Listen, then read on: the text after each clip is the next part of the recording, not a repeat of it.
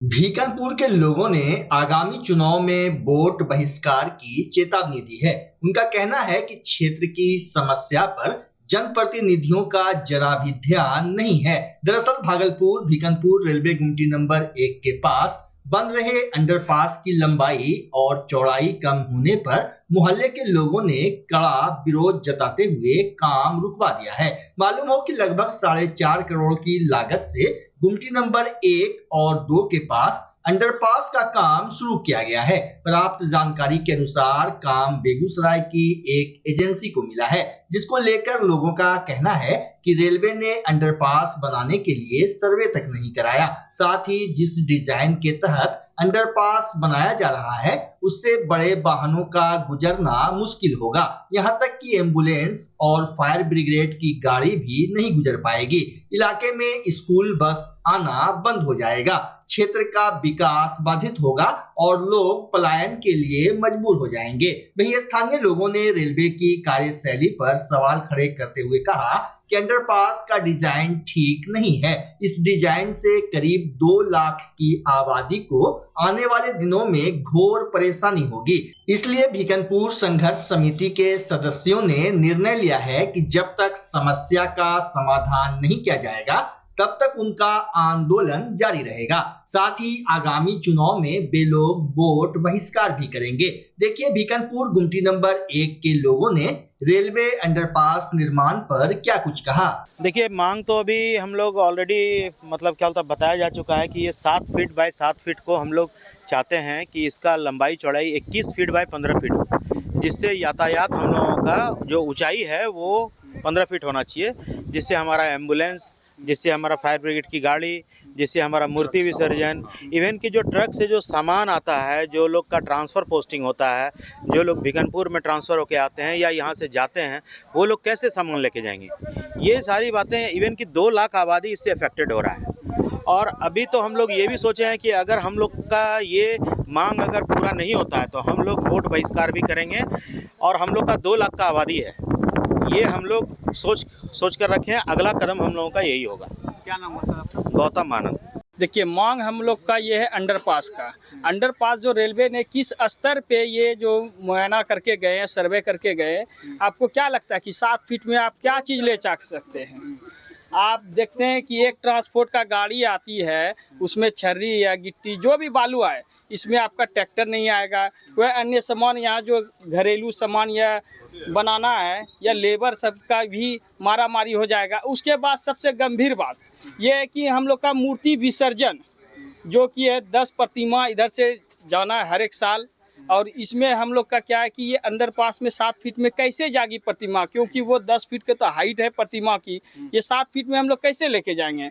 और ये बात है कि सबसे लोकप्रिय सबका माने पावर है वोट। इसका इस बार हम लोग का ये मुद्दा नहीं गंभीरता से लिया जाए तो हम लोग वोट बहिष्कार करेंगे। क्या नाम है आपका? मेरा नाम अमित कुमार हुआ। देखिए हम लोग जितना हो सकता है गवर्नमेंट को या फिर डिपार्टमेंट को इन चीज़ों से इंटीमेशन दे रहे हैं, इन्फॉर्म कर रहे हैं, और जितना डिले हो रहा है हम लोग को बहुत परेशानी हो रही है। अब मामला सिर्फ इतना ही है, लंबाई चौड़ाई को फिर से कंसिडर किया जाए। चौड़ाई जैसा 21 फीट और 15 फीट ऊंचाई, बस इसी को कंसिडर करना है। जितना जल्दी कर दें समाधान हो जाए, जिससे एम्बुलेंस, फायर ब्रिगेड या फिर ट्रांसफ़र पोस्टिंग में सामान ले आने में आसानी होगी। और ये जो हमारा मूर्तियां बैठती हैं विसर्जन में भी, स्कूल बसेस का जो प्लानिंग चल रहा है उस पर भी एक तरह से उन लोगों को मोटिवेशन होगा कि अगर कंसिडर किया जा रहा है तो वो फिर सोचेंगे स्कूल एक्सपेंशन और सुविधाओं के लिए। आप लोगों ने क्या निर्णय लिया है? हम लोगों ने देखिए क्या निर्णय लेंगे। हम लोग तो यही चाहते हैं कि अगर ये वोट का समय है, इलेक्शन का समय है, ये बहुत अच्छा समय है, अगर हम लोगों को ये सब सुविधाओं से वंचित किया जाएगा तो फिर हम सोचेंगे कि वोट करें ना करें। यानी कि बहिष्कार करेंगे। सीधी सी जवाब है कि वोट बहिष्कार करें। अब वोट बहिष्कार करें या हम अपनी तरफ से वोट कास्टिंग के लिए जाएं या ना जाएं, क्योंकि हमें जब सुविधा नहीं मिलेगी तो हम तो कुछ सोचेंगे ना। क्या नाम है सर आपका? मेरा नाम प्रदीप कुमार दास है, मोहल्ले में बच्चू जानते हैं। बिहार की भाजपा मीडिया पैनलिस्ट डॉक्टर प्रीति शेखर ने आज भागलपुर के सर्किट हाउस में प्रेस कॉन्फ्रेंस कर विपक्ष पर जमकर हमला बोला। डॉक्टर प्रीति शेखर ने कहा कि नरेंद्र मोदी की सरकार ने जीएसटी में सुधार का ऐलान किया है, जिससे कई चीजें सस्ती होंगी। सरकार का यह फैसला आर्थिक सुधार की दिशा में एक ठोस कदम है। उन्होंने बताया कि जीएसटी रिफॉर्म के कारण 22 सितंबर से कई चीजें सस्ती होंगी। वहीं विपक्ष पर हमला बोलते हुए डॉक्टर प्रीति शेखर ने कहा कि मोदी सरकार का आम आदमी और उनकी आकांक्षाओं पर ध्यान है। प्रेस वार्ता के दौरान भाजपा के जिला अध्यक्ष संतोष शाह एवं बीजेपी के जिला मीडिया प्रमुख प्राणिक वाजपेयी मौजूद रहे। को मैंने बताया कि आज का जो विषय है जीएसटी रिफॉर्म्स पर है, तो आज मैं आप लोगों को जानकारी देते हुए यह कहना चाहूँगी कि आदरणीय प्रधानमंत्री नरेंद्र मोदी जी ने स्वतंत्रता दिवस के अवसर पर लाल किला के प्राचीर से जो देशवासियों से उन्होंने वादा किया था, उस वादे को उन्होंने निभा कर दिखाया। और विपक्षी जो ताने मारते थे कि क्या हुआ तेरे वादे का, वादा किया तो निभाना पड़ेगा, तो मोदी जी ने उस वादे को सिर्फ निभाया ही नहीं, बल्कि लोगों की चेहरे को और प्रसन्न करने का काम किया है। और हम तो कहते हैं कि भजन भी अच्छे से होगा और भोजन भी अच्छे से होगा, यानी कि नरेंद्र मोदी जी की दूरदर्शिता ने, उनके कुशल नेतृत्व ने, निर्मला सीतारमण जी की दूरदर्शिता ने आम नागरिकों के लिए भोजन की थाली को सस्ता किया और जो धर्मावलंबी हैं, जो भजन पूजन करते हैं, उनके लिए पूजा की थाली को भी सस्ता करने का काम किया है। विभिन्न प्रकार के टैक्स स्लैब को घटा करके मात्र 5% और 18% कर दिया गया है। यह एक दूरदर्शी परिणाम घोषित करेगा। आने वाले समय में इसका परिणाम बहुत ही ऐतिहासिक होगा, क्योंकि भारतवर्ष जो पूरे विश्व में लगातार आर्थिक व्यवस्था के दृष्टिकोण से बढ़ता हुआ देश बन रहा है, वो देश की सबसे अग्रणी मजबूत अर्थव्यवस्था के रूप में खड़ा हो पाएगा। इसमें भोजन की थाली जो रोटी और चावल से परिपूर्ण होता है, उस रोटी, चावल और आटे पर केंद्र सरकार ने जीएसटी के दर को शून्य कर दिया है। यानी कि चावल, आटा और गेहूं पर 22 सितंबर से जो लागू हो रहा है, नई प्रणाली को जो लागू किया जा रहा है, उस आधार पर चावल, रोटी और गेहूं पर 0 टैक्स लगेगा। ऑपरेशन सिंदूर और सर्जिकल स्ट्राइक पर सवाल उठाया करती थी, उन्हें जीएसटी रिफॉर्म्स पर भी प्रसन्नता नहीं है, वो इस पर भी सवाल उठा रहे हैं। लेकिन नरेंद्र मोदी है तो मुमकिन है, और इस बात को हमारी केंद्र की सरकार ने करके दिखाया है। जीएसटी रिफॉर्म्स के माध्यम से बड़ी संख्या में न सिर्फ गरीब बल्कि मध्यम वर्गीय परिवार को राहत देने का काम मोदी जी ने करके दिखाया है। यानी एक लाइन में मैं कहूँ तो मोदी है तो मुमकिन है, ये सिर्फ नारा नहीं बल्कि अब यह हकीकत का पर्याय बन चुका है। अब बिहार को लेकर इस जीएसटी रिफॉर्म्स के बारे में मैं चर्चा करूं तो सबसे पहले घरेलू खर्च में बहुत राहत मिलेगी। रोजमर्रा के जो सामान है, साबुन, शैम्पू, तेल, इन सबों पर लगने वाले जीएसटी के दर को घटा करके मात्र 5% कर दिया गया है। यानी कि जो हमारे दैनिक उपयोग से जुड़ी हुई वस्तुएं हैं, जो खाद्य सामग्रियां हैं, जो कि आम लोगों के जीवन पर असर डालता है, उन सभी पर लगने वाला जीएसटी या तो घटा दिया गया है या तो शून्य कर दिया गया है। यानी कि सबको राहत देने वाली खबर है। और सबसे बड़ी बात, जब हम अपनी सेहत बना लें, स्वास्थ्य का ध्यान रख लें, जब अपनी भोजन की चिंता कर लें, तो स्वास्थ्य की भी चिंता इस जीएसटी रिफॉर्म्स में हमारी सरकार ने किया है। कैसे किया है? तो इस बार मेडिकल इंश्योरेंस और हेल्थ इंश्योरेंस पर उसको जीएसटी शून्य कर दिया गया है।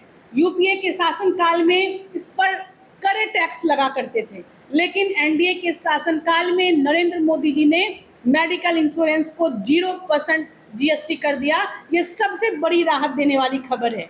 और मैं धन्यवाद देना चाहती हूँ आपके चैनल के माध्यम से बिहार के माननीय वित्त मंत्री सह उप मुख्यमंत्री सम्राट चौधरी जी को भी, कि उनकी अध्यक्षता में गठित टीम जो पूरे देश में जीएसटी रिफॉर्म्स को लेकर टीम गठित हुई थी, उसकी अध्यक्षता माननीय उप मुख्यमंत्री सम्राट चौधरी जी ने की थी और उनके सुझाव, जो कि जनता के सुझाव थे, उस पर केंद्र सरकार ने त्वरित कार्रवाई करते हुए इतना बड़ा फैसला लिया है जीएसटी रिफॉर्म्स के माध्यम से। गोपालगंज में जन सुराज के सूत्रधार प्रशांत किशोर अपनी बिहार बदलाव यात्रा के क्रम में आज हथुआ विधानसभा में बिहार बदलाव जनसभा करने पहुंचे। सबैया एयरपोर्ट मैदान में आयोजित जनसभा को संबोधित करने के बाद उन्होंने पत्रकारों से बात करते हुए राहुल गांधी के उस बयान पर पलटवार किया जिसमें उन्होंने कहा है कि प्रशांत किशोर उनके फोकस में नहीं है। प्रशांत किशोर ने तंज भरे अंदाज में कहा कि राहुल गांधी बड़े आदमी हैं, उनके फोकस में बिहार का युवा नहीं बल्कि देश और मोदी है। हम लोग को बिहार से मतलब है। राहुल गांधी प्रधानमंत्री के परिवार से हैं, प्रधानमंत्री के बेटे हैं, उनके फोकस में प्रशांत किशोर या बिहार कैसे आएगा? ठीक बात है, हमारे फोकस, उनके फोकस में प्रशांत किशोर कैसे रहेंगे? उनके फोकस में को अपने बारे में बोलने से भी मना किया है। अरे सुनिए, ठीक बात है, राहुल गांधी बहुत बड़े आदमी हैं, उनके फोकस में बिहार का युवा नहीं है, उनके फोकस में देश है, मोदी हैं। हम लोग को बिहार से मतलब है। राहुल गांधी प्रधानमंत्री के परिवार के हैं, इसलिए प्रधानमंत्री के लड़के हैं, तो उनको प्रशांत किशोर का पर फोकस कैसे आएगा? बेचारे बड़े व्यक्ति हैं, उनको प्रशांत किशोर पर मतलब नहीं है, बिहार के युवा से मतलब नहीं है, उनको लालू यादव के लड़के से मतलब है, उनको नरेंद्र मोदी से मतलब है। और प्रशांत किशोर को बिहार के युवाओं से मतलब है, बिहार के बेरोजगारों से मतलब है, बिहार के युवाओं का पलायन बंद होना चाहिए, इससे मतलब। भारत निर्वाचन आयोग एवं मुख्य निर्वाचन पदाधिकारी बिहार के निर्देशानुसार आज ईवीएम एवं वीवीपैट वेयर हाउस का त्रैमासिक निरीक्षण भागलपुर के जिला निर्वाचन पदाधिकारी सह जिला दंडाधिकारी डॉक्टर नवल किशोर चौधरी ने किया। डीएम ने वाणिज्य कर कार्यालय के बगल में अवस्थित ईवीएम और वीवीपैट वेयर हाउस के निरीक्षण के दौरान जरूरी दिशा निर्देश दिए। इस अवसर पर उप निर्वाचन पदाधिकारी श्वेता कुमारी एवं जदयू के जिला प्रतिनिधि मृत्युंजय कुमार कुशवाहा समेत निर्वाचन शाखा के कर्मी उपस्थित थे। Multi disciplinary scientia research journal के हाफ ईयरली वॉल्यूम का विमोचन आज भागलपुर टीएनबी कॉलेज के प्रधानाचार्य डॉक्टर दीपू महतो ने किया। इस अवसर पर साइंसिया रिसर्च जर्नल के प्रधान संपादक सह पूर्व कुलपति doctor Farooq Ali, doctor Arvind Kumar, doctor Shefali, doctor Alka Kumari, Bhupendra Kumar Singh, Om Prakash Jha, Mohammad Mukhtar, Mohammad Danish समेत कई सदस्य मौजूद थे। वहीं सबों ने एक स्वर में साइंसिया रिसर्च जर्नल के लगातार 13 वर्षों तक प्रकाशन के लिए प्रकाशक मंडल को धन्यवाद दिया। प्रोफेसर फारूक अली ने बताया कि टीएनबी कॉलेज के जीव विज्ञान विभाग में इसकी स्थापना हुई थी और इसका प्रकाशन सफाली समग्र विकास संस्थान कर रही है।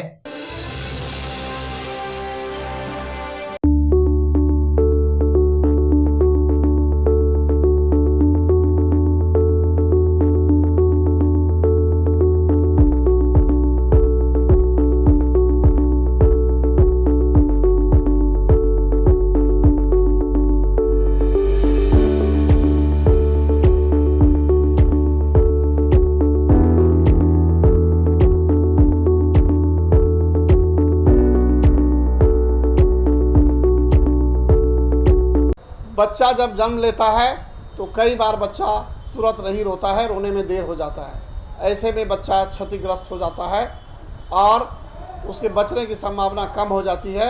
और यदि बचा तो भविष्य में उसमें विकलांगता की समस्या आती है, जिसे सीपी कहते हैं, जिसका कोई माकूल इलाज नहीं है और ज़िंदगी भर बच्चा विकलांगता से जूझ सकता है। ऐसे में पूरे संसार में कूलिंग थेरेपी का सहारा लिया जाता है।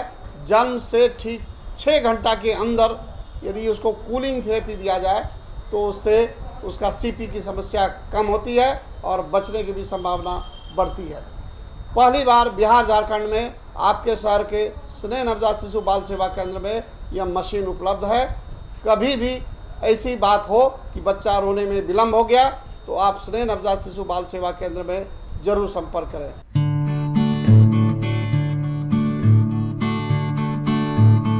रिंकू एलईडी बल्ब एक बार लाओ और चलाते ही जाओ। हमारे LED बल्ब्स है क्वालिटी में नंबर 1 और एनर्जी एफिशिएंट, जो रखे एनवायरनमेंट और आपके बिजली के बिल दोनों का ख्याल। रिंको LED बल्ब के साथ एनर्जी बचाओ और बिल घटाओ। ये है पावर सेविंग लाइट जो चले लंबे समय तक और रखे आपके घर को रोशन। हमारे यहाँ LED लाइट्स मिलते हैं एक व्यापक रेंज में, जो आपकी हर जरूरत को पूरा करेगी। लेकिन यही नहीं, हमारे LED लाइट सिर्फ चमकदार नहीं बल्कि एनवायरनमेंट फ्रेंडली भी है। तो आज ही लाओ रिंको LED बल्ब और पाओ 1 साल की वारंटी का भरोसा। रिंको LED बल्ब्स, नई जनरेशन के स्मार्ट बल्ब्स। आज ही संपर्क करें 8651063786 या मेल करें rinkoledbulb@gmail.com। हमारा पता असाननपुर, भागलपुर, बिहार 812002।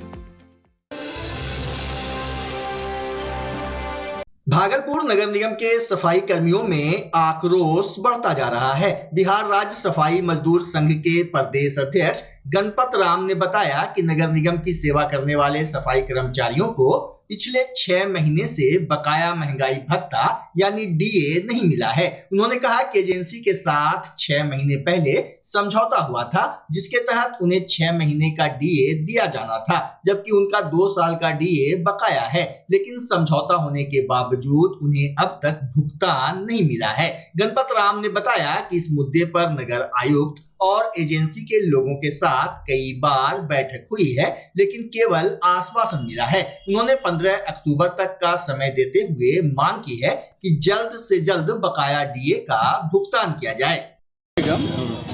बात किया कि एजेंसी तुम जो है कम से कम 6 महीना का इसको DA अंतर्राष्ट्रीय राशि को भुगतान करना है।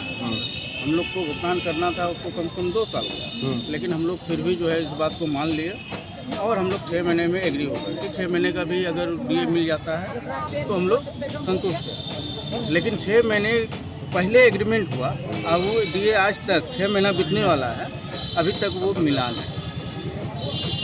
आप लोगों ने ज्ञापन सौंपा इसको लेकर? हाँ, कई बार बैठक हुआ नगर आयुक्त के सामने। जो एजेंसी के लोग हैं, केशव बाबू, आरिफ खान, उनके बीच में भी ऐसा बात हुआ।